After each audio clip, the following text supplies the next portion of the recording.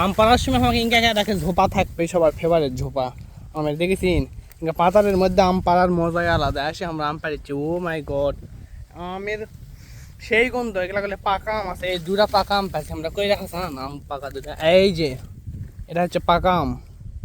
আম পেকে গেছে এটি আমাকে আজকে সেই লাগিচ্ছে আমগুলা। উফ, এগুলো আমের আচার খেতে যা লাগবে কোয়ার মতো লয়। আমরা আমের কথা কইতেই আমাকে মনে হয় ছোটোবেলার কথা।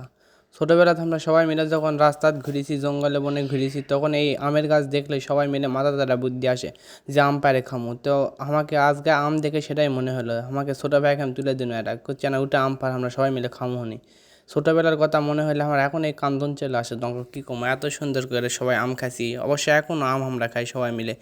তো আজকাল ব্লগ আম দিয়ে দেখো কত সুন্দর আজকাল এগুলো আমের ভিডিওগুলা। আম তো দেখেই খাওয়া মন যাচ্ছে, আমের কালারগুলো অস্থির। আর আম আমাকে এলাকার সবসময় বিখ্যাত আমের জন্য, অল টাইম আমাকে এদিক ভালো ভালো আম পাওয়া যায়। আর আম খেতে মজা অবশ্যই লাগে, সেটা যদি হয় আবার অন্যের গাছের আম, তাহলে অবশ্যই মজা লাগে। 10-12 বছর পরে এইভাবে আবার আমরা আম পাড়ছি ব্যাকে মিলে। তো আমের কালারগুলো দেখেছি এখন। আম অবশ্য নামেনি আমাকে এলাকাত, কিন্তু গেলে আম দুই একটা নামিছে, এত সুন্দর কালার।